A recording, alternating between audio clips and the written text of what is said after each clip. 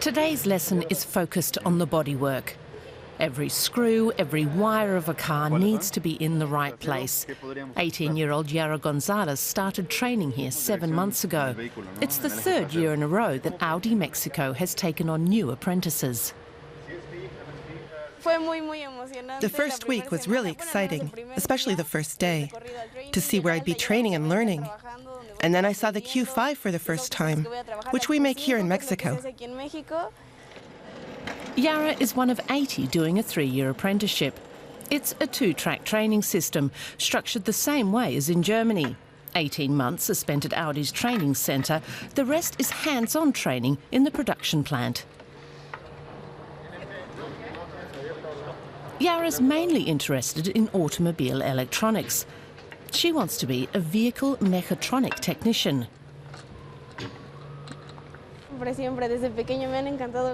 I fell in love with cars as a child. I think it's really fascinating to know how a car even drives, how all the parts work together, and why each individual screw is important. The instructor takes the students out to test the brakes. But Yara isn't yet allowed to drive the test car herself.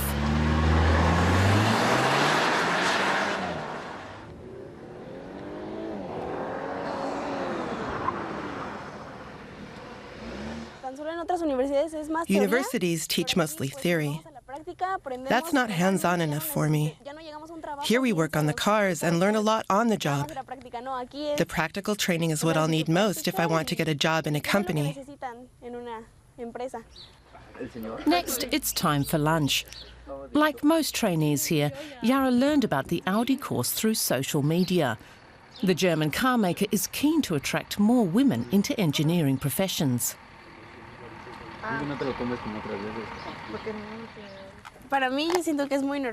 It's perfectly normal for me because I've always wanted this job. And if I do a good job, that's what counts, not that I'm a woman. Sure, there are more men here than women. But I also feel as a woman that working here is a huge opportunity. The training centre is only a short distance from the production line. Audi built the plant a few years ago to manufacture its Q5 SUV.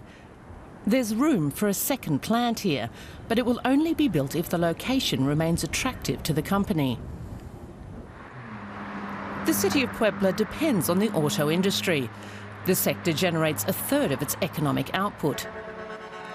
But there's been uproar there since US President Donald Trump threatened to impose high import tariffs on cars made in Mexico. But Luis Espinoza of the Mexican Chamber of Industry isn't too worried about the US stance. I think this is a lot of fuss. The structure of the auto industry, of the auto parts, is very dependent on what we do here and what they consume there and what they do, whatever. It's a nice setup that has been working for the last years. But what I see more dangerous is our elections that come in July, because we don't know if we're going to get a president that understands this and doesn't come up with the same ideas as our neighbors and goes populist and says, no, NAFTA is not working, let's close the borders and let's be nationalists.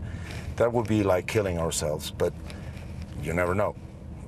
We're more afraid of that than of the neighbor. That would be a grim scenario for the trainees here as well. Yara moved here from the north especially for the course. She shares a small apartment with other trainees. They don't have much free time, so their families often come to visit. Yara's parents are proud of her.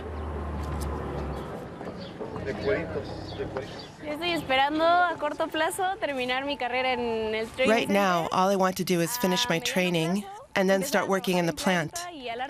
In the long term, I'd like a secure job. And I'd like to buy a house and a car with my wages and support my family, especially my younger siblings. Yara Gonzalez is due to graduate in a little over 2 years. She hopes Mexico will still be making enough cars then for her to get a job.